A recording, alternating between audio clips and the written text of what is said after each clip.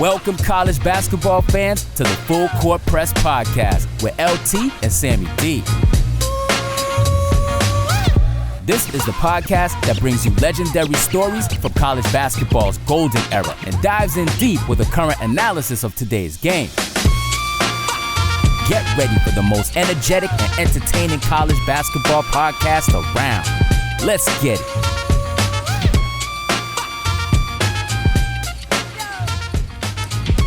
Hello and welcome to another Full Court Press and College Basketball Coaches Show, brought to you and powered by the Full Court Network. LT here, one-on-one in the saddle by myself. Sam is disappointed to miss this one because this one hits home just like for me. But don't forget to subscribe, rate, and review wherever you watch the Full Court Network plethora of shows, and pound the subscribe button and what have you. So we have a gentleman that's been out of coaching, and I told him we might need to check his sanity for coming back into coaching. He was simply known as the Turgeon in college because he carved up defenses. He has a BA in public administration, first ever head coach we know that has a degree in public administration. We have new head men's basketball coach of the UMKC Roos, Mark Turgeon. Welcome to the Full Court Press, Coach. Thank you. Glad to be on. Yeah.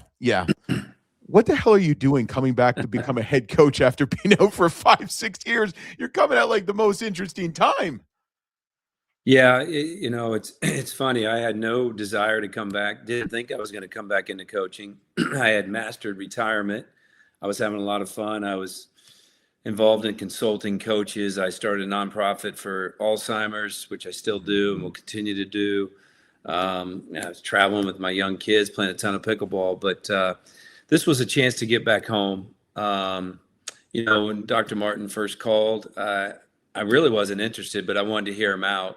And so I heard him out, and he just kept making it a better job. No matter what I asked for, he said yes. So I kept telling my wife he's going to say no at some point, and I can tell him no, but he didn't. And I didn't ask for crazy things because I realized where we are in the college basketball world. But that is another reason why I came back, because it's not that Power 4 level where it's just insanity right now with the recruiting and paying for players and all that kind of stuff. We're at a level that's, it's an even playing field. There's no one in the Summit that's paying $4 million for a team. We're all kind of in the same little area, which I like. And to me, it's old school recruiting. You go out and you evaluate, and there's 500 to 1,000 kids that can play at our level. You just got to figure out who the best ones are and convince them to come to UMKC. So it's more old school than it is new school, which I like. I do know that when I make my players better, they're going to enter the portal and go get paid. I understand that. I knew that coming into this job, so I won't take it personal when it happens. But it's a level that I think that can be a lot of fun for me again. Yeah. I'm going to ask you in about 6 months to a year how you think now, but it's, you've had a lot of success. I think out of your 24 head coaching seasons, you've had 21 winning seasons. Obviously success at Jacksonville State, Wichita State, Texas A&M, Maryland, obviously. How much did this city of Kansas City, how much did the city of Kansas City kind of come into, playing into making this decision? Because it's really an underrated hotbed for college, for pro sports. How much are you going to leverage that to kind of build the basketball program at UMKC? Yeah, it's an excellent question. It's really the main reason is I wanted to get home is why I came home. The second reason is because I believe in Kansas City. It's a tremendous city. It's a great sports town. It's a championship town with the Chiefs and the Royals. And so, yeah, that has a huge part to, what we're doing. I do think it's a job that has tremendous potential that's never been tapped. And I'll say this, I'm not officially the head coach at UMKC yet. That'll happen on March 9th, but the basketball community in Kansas City has rallied around me, and they are really helping me tremendously in trying to keep kids home and trying to get kids to come back home, which is great to see. And that makes it a better job right away. So now I need the city to get behind us. I know it's a Chiefs town and a Royals town, but people love hoops, in that area in the Midwest. So I think if we put a good product on the floor, we're going to move down to Municipal Auditorium. It's 10,000 seat arena. I expect to sell games out next year. I expect to put a good product on the floor and have great crowds and do great things. My whole line to everybody I talk to is don't put limitations on our program. Don't think about what our program was. Think about what it can be. And I don't know what that is, but I'm not putting limitations. I'm going after the best players. Now, of course, we can't afford a lot of them, but we're going after the best players that we can afford. And, Right. I think we can build a great program by doing that. Yeah. What are your expectations for year one, and what should fans' expectations be? Because, it's varying, obviously, especially with what's going on in college basketball landscape. It's ever changing. It's crazy. It's culture is really even more difficult than ever to build. It's kind of like you're going to have a kid for 9 months, 6 months, 6 minutes, and they're gone. What is, I guess, your expectations in year one?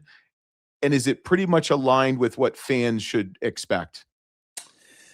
Well, my expectations are to be great next year. I'm too old to slow play this. And I told Dr. Martin and our chancellor that I'm not coming there to lose next year. I can't do it at my age. Come in there and be 5-25. That's not going to happen. I promise you that. We're gonna, and it's not the old rules where you had to keep everybody or everybody wanted to stay. When I took over Jacksonville State or I took over Wichita State, you had to slowly build it. That's not the case in today's world. And so we're going to hit the ground running in recruiting. I think by the end of the year, we want to be one of the best teams in the Summit. That's the bottom line. For us to get national recognition, we got to be the best team in the Summit. And there's some really good teams that are well coached in that league, but we want to be at the top, and we want to be at the top quick. So that's my expectations. If we stay healthy, we get the right guys, we build the right culture, we expect to do that. So I think our fans need to want that too. And like I said earlier, we need the fans, we need the people of Kansas City to rally around us. If they do that, they need a basketball team in Kansas City. We haven't had one since the Kings left. And, we have the Jayhawks, we have the Tigers, there's Iowa State fans and Iowa fans and K-State fans in Kansas City. But we need a team in Kansas City that everybody can be really proud of. And that's what we're going to do. Yeah. And it should tell you something how big basketball is in Kansas City. They host the Big 12 championship. Conference championship each year. So that's obviously something, and what have you. I see that you're doing a lot of rounds around the kind of KC area for, building relationships again and recruiting and what have you. I mean, can you have a recruiting philosophy in this day and age with just kind of how college basketball is? I mean, can you focus locally?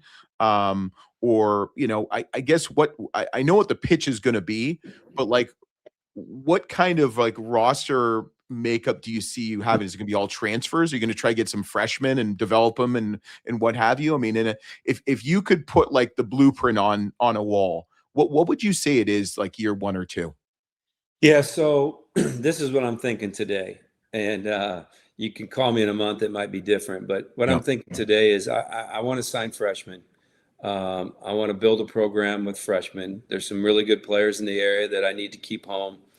And I plan on doing that, and build a program with them. But I'm also going to mix in junior college players, prep school,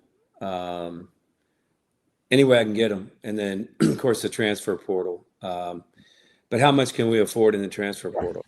So. But like I said, I've had a lot of people reach out, and I felt like when I was at Maryland, every day was a fight. Every day, there was never anybody just saying, "Hey, coach, here's a player for you," except a couple local coaches helped me with Anthony Callan, Mello Trimble, and there was a guy in Baltimore who helped me with a couple players. But everybody's trying to help me. My guys that I played with at Kansas or coached me or whatever, Larry Brown's trying to help me. Roy Williams is trying to help me. Everybody's trying to help me. So, yeah, it's really cool. And I think everybody's just excited I'm back in, and I'm excited. I'm energized. I forgot how much I like the grind of it. And I've been grinding. I got home last night to Maryland. I was like, what the heck, man? And I woke up this morning ready to go. Went to church, and I'm ready to go. So I expect to be good. We're going to do it with high school kids. We're going to do it with transfer kids. I want to retain kids. I'm going to figure out how to retain them. We're going to treat them right. We're going to make them better. But I understand there's going to be one or two every year that we've made so good that they're going to be able to make $500,000 somewhere else. Hey, go, man. Go do it. I do think some will still stay. I still think some will still stay because we're going to build something special. And it's a great place to live, and they love hoops in Kansas City. But some are going to get away. I understand that. But that's going to help us get the next one and continue to build. I understand we're going to be young a lot of the times, but, God, you look at our two best teams in the league right now, North Dakota State and St. Thomas, they're young. They're two young teams. And they did a great job recruiting young, good players that are good enough to help them win the league, and hopefully we can do the same. Yeah, we've had Coach Tower on the show, and I mean, his retainment is ridiculous. I don't know if it's the water in Minneapolis or what, or the food or whatever, but it can be done. But what people don't understand too is when a kid does go, like I'm going to use Northern Colorado as a friend, okay? Because we've had Coach Smiley. I consider him a friend. Dalton Connect. He went to Northern Colorado to Tennessee, first round draft pick. The next year. He had the big guy. We've had him on the show. I can't think of his name. Transferred from Northern Colorado to USC. And then Langston Hughes is starting from Minnesota. So it actually has helped him because now kids are going there to be like, well, this guy's going to develop me and I'm going to get to that next level. So there are some positives, which I think you're going to rely on to keep promoting and building the product. Yeah. And Coach Smiley, to me, is one of the best evaluators in the business. We'll tell him that. He doesn't need any more praise. Well, he's had a tough year. They're starting to play better. But they had a tough start of that league season in the Big Sky. But he's a great evaluator, and that shows. And hopefully we're going to do the same. Hopefully we can sign some young kids that will eventually be NBA players. And that just helps us. It helps us. So 5 years from now, we've signed a kid this year, and he's an NBA player. It helps us down the road. So, it's going to be, that part's going to be different. I'm going to try really hard not to take it personal, but take it as a, badge of honor that you've made this kid good enough where he can go make $500,000 or $1 million somewhere else. St. Thomas was the player that went from Northern Colorado to USC with Coach Musselman. So it's funny because we talked to one of your former players at Wichita State that said, I mean, you're going to play your old coach in year 1 or 2? He said, no. And I said, yeah. Well, it was the gentleman at Stephen F. Austin. I'm not going to say his name that way he doesn't know. But, I mean, he's really excited for you, obviously, and I know you keep in touch with him. I think I saw you guys on social media at a game or what have you, or you went to one of his games. How are you going to put together a schedule? I mean, it's not like when you were coaching 5, 6, 7, 8 years ago. It's changed dramatically. Is there going to try to be like an emphasis on anything in year 1, or is it just, hey, whoever will play us, will play us? Yeah. So the three most important things to me right now is, number 1, recruiting, getting great players to help us win. Number 2 is putting a staff together. And I guess I should say 1A and 1B, and the third is our schedule. Because Coach Menzie and the staff got let go early, there's not a lot of games on the schedule. We have a lot of work to do, and we're losing a team in the Summit, so we're going down to 14 league games. So that means we have to schedule 17 non-conference games. And I don't want to go on the road 12 times to play this schedule. So I have a philosophy of what I'm going to try to do. Whether I can make it work, we'll see. I'm not going to really talk about that philosophy publicly, if that's okay. Fine. But I'm working on it. I have a former coach of mine that's in that business. He's trying to help me schedule some games. But I think to be successful and to get this thing rolling, we got to figure out a schedule where we can win some games. The fan base might not love it at first, but everybody loves winning, and help us gain confidence and get prepared. We'll see how recruiting goes, because we'll be doing a lot of scheduling after, majority of our team has been selected and for next year. But yeah, scheduling is going to be very difficult. I've talked to a lot of coaches at my level, like, okay, what do you do? How do you do it? And they're like, well, if you're good, it's impossible. Get 17. We've heard that. We've heard that a lot. So our league is allowing you to play 4 non-D1 games since we're going to 14 league. I don't like that, but it might be what we have to do just to get games and to get home games. But we have some ideas. I'm working with some other coaches, have some clever ideas, whether we can make it work. Mid-majors just got to work together. That's what we need to do. We all need to work together, play each other, and figure out how to play home and neutral games and less road games, and then make it fair for everybody. So I plan on doing that. I'm working with some other coaches, and I got a lot of buddies in the business, and I'm sure. But it's going to be it's going to be a process, and when you don't have an office and you can't, it's really unique what we're going through right now. Normally you get a job, you're there, you got your staff, you're grinding. This has been a blessing for me. And as one of the things I said to Dr. Martin, he goes, well, we're not going to hire a guy. We're going to move slow. We'll do it March. And I said, well, then I'm not coming. I said, I've been out for 4 years. I got to hit the ground running as soon as possible. Well, then it leaked out way too damn early.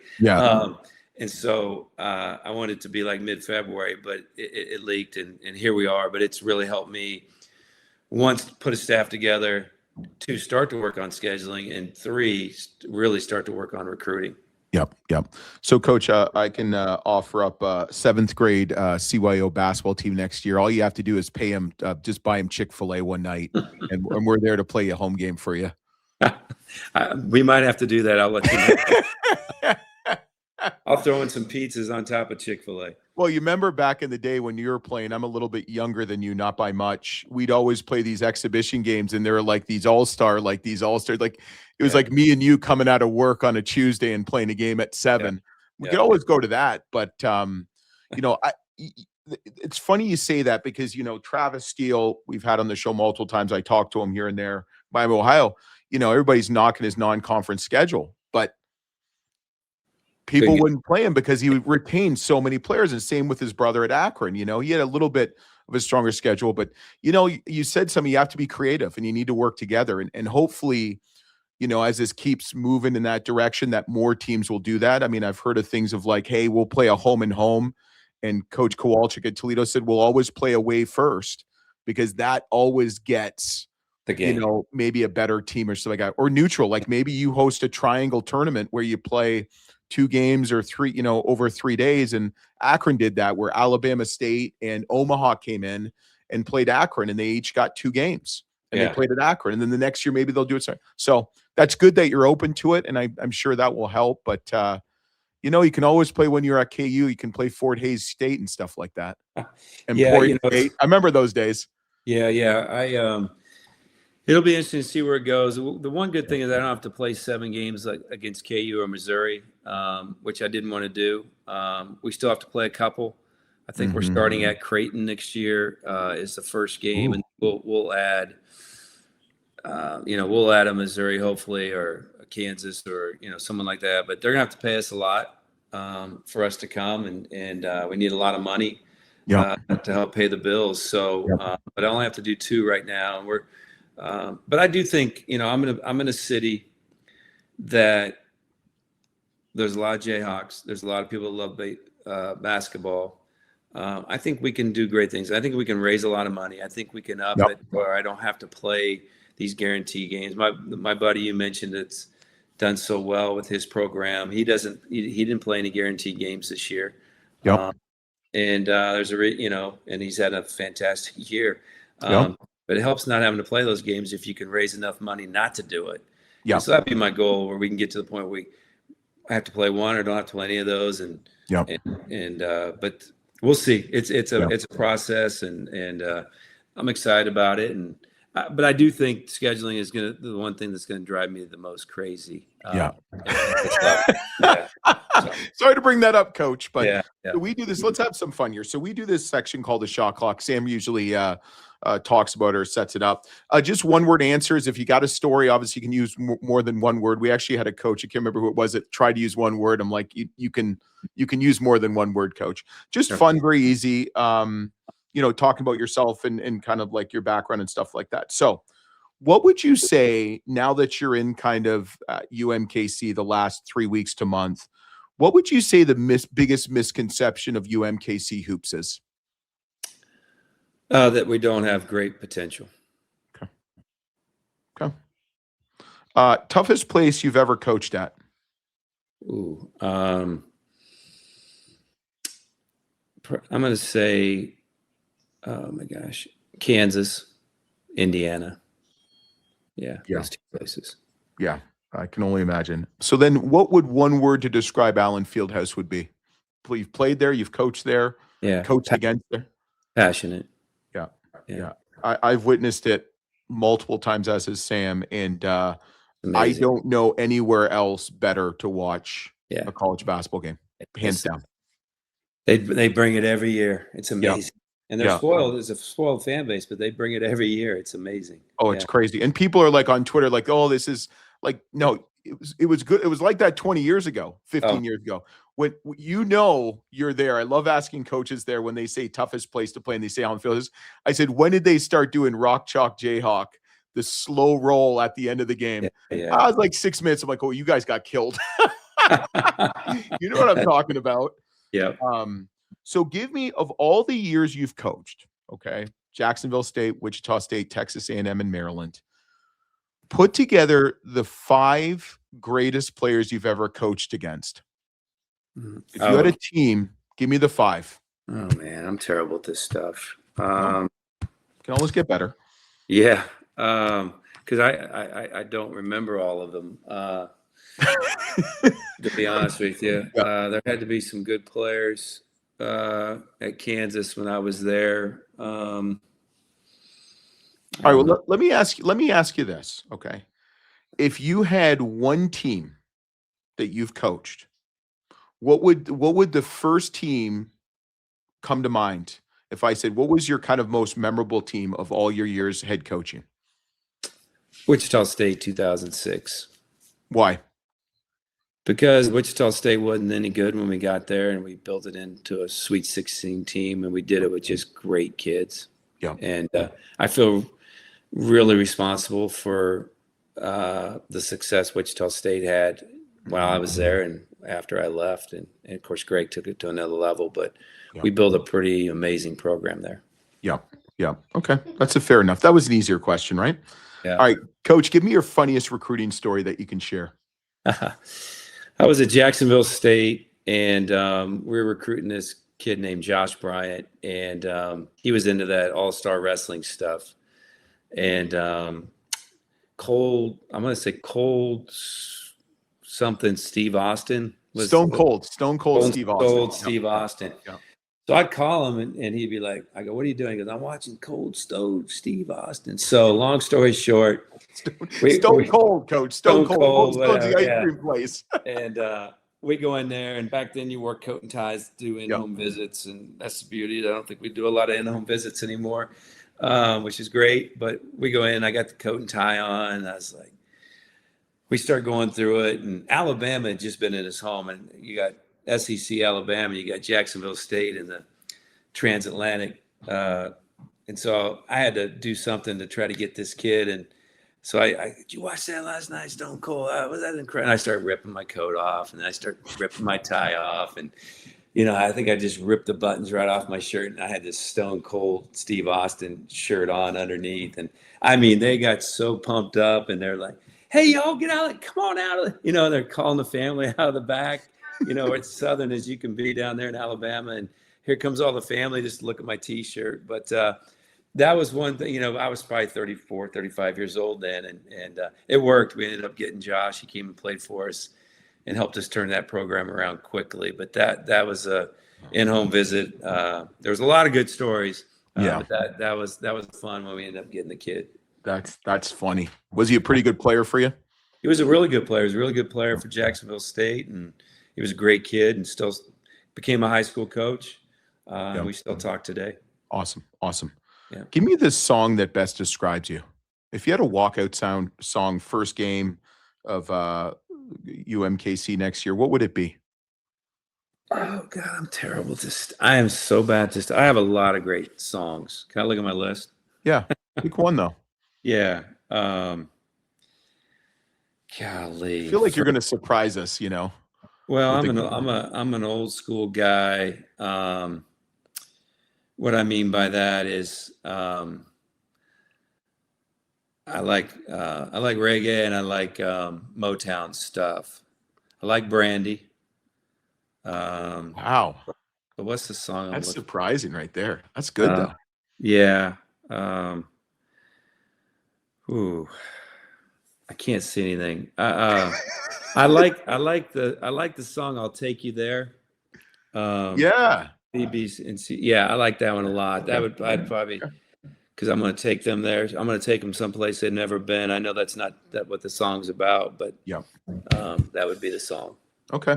Last question. The best coaching advice you've ever been given, by who and what was it? I've gotten a ton of great coaching advice. I've been around Larry Brown and Roy Williams, obviously. But the best advice I ever got was from Roy Williams, was you have to be yourself. I felt pressure to be Larry Brown and Roy Williams, and I was never going to be them. They're two of the best coaches of all time. And I was a young coach, and Coach Williams, I was coaching at JV at Kansas. He says, "Turge, you just have to be yourself, and that's going to be plenty good enough." And from that time on, I didn't try to be them. I didn't try to coach. I mean, of course, I stole so much from them, and I still do a lot of the things that they taught me, but I had to do it with my personality. So it was great advice. Yep. The last time I ever talked to Roy Williams was pretty much the first time I said, "Coach, how's your golf game?" He looked at me. He's like, "Terrible." I said, "Okay, well, keep working on it, Coach." His game's never terrible. Trust me. He's a good golfer. Probably two putted once on a hole, and that's why he's saying. So, last question I'm going to ask you. I'm going to give you the podium and the stage. Okay. How excited should UMKC fans, alumni, boosters be for year one of the Coach Mark Turgeon era for the Roos? They should be extremely excited, and they are. They're pumped because of what I've been able to do in the past, and everywhere we've gone, we've won, and I expect to do it here, and I expect to do it quickly. So they should be excited. They should be expect great things, but they need to get behind us. It's just not me. It's just not the players, the administration, the fan base, the town. If they get behind us, this is going to be an amazing, fun thing to do. And maybe 10 years from now, you'll say, "Where's the most fun you've ever had?" And I might say, "Coaching at UMKC was the most fun I've ever had." And that'd be saying a lot, because I've had some really good jobs and had a lot of fun doing it everywhere I've been. So I expect to do great things. I'm going to hire great staff. I'm going to put great people around me. I really believe in Dr. Martin, Chancellor Agarwal, and I really, really, truly believe in this city. It's an amazing city, and we're going to do great things. Yeah.